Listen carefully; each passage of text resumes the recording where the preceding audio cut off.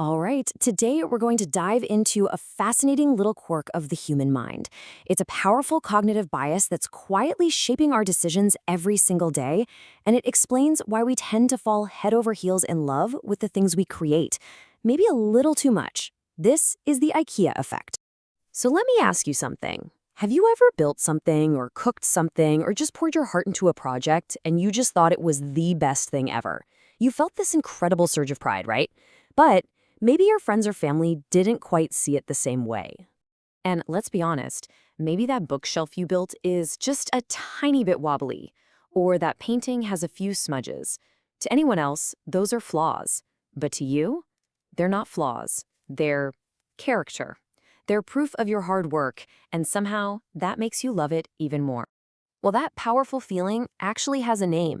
It's called the IKEA effect, and it's all about how our own labor can totally transform how much we value something. It's when putting in the work leads to love. So here's the official definition. The term comes from a 2011 study by a few brilliant researchers, Michael Norton, Daniel Mochon, and Danny Ariely. They nailed it down as this tendency we have to place a disproportionately high, almost irrational value on things we've had a hand in making ourselves. Now, what's so cool about this is that it's not just some vague feeling we get. Researchers have actually measured it. They've put a price on our effort. So let's take a look at the actual evidence, because this is where it gets really interesting. In their first big experiment, the researchers set up a pretty simple scenario. They got one group of people to assemble a standard IKEA storage box. You know the drill. Then they had a second group that just looked at an identical pre-assembled box. And then they asked everyone a simple question. How much would you pay for this? The result was just, wow. The people who actually built the box themselves were willing to pay 63% more for it than the people who just saw the finished product. That is a huge jump in value, and it all came from just a little bit of sweat equity. You can see that gap so clearly on this chart. Over on the left, that's what the observers were willing to pay, and on the right, that's the much, much higher price the builders were ready to shell out. And here's the kicker. The boxes they built weren't even that good. The researchers noted they were often a bit wonky, but it didn't matter. The effort completely changed their perception of its worth. So the next question is, does this only apply to useful things like furniture? To figure that out, the researchers ran another test. But this time, they had people making something purely for fun. Simple origami, like little paper frogs and cranes. And believe it or not, the results here were even more wild.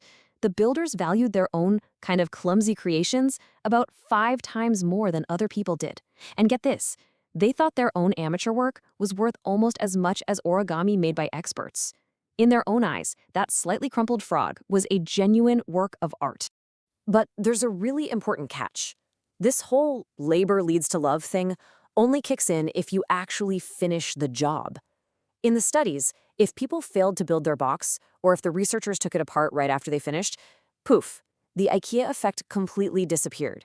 That feeling of accomplishment is absolutely key. Okay, so we've seen what happens. We value our own creations more. But why? What's going on deep inside our brains that makes this happen? Well, let's get into the psychology of it all. At its heart, it seems to be driven by a really fundamental human need called affectance. It's a bit of a technical term, but all it really means is that we have this deep, innate desire to feel competent. We want to prove to ourselves that we can make a mark on the world and get things done. You can think of it like this simple chain of events. First, you put in the work. Second, you successfully finish what you started. Third, that success gives you this amazing feeling of competence. And finally, you subconsciously transfer that good feeling onto the object itself, which makes its value shoot up in your mind. That wobbly bookshelf becomes a trophy for your competence. So, this isn't just something that happens in a psychology lab with IKEA boxes. Oh no.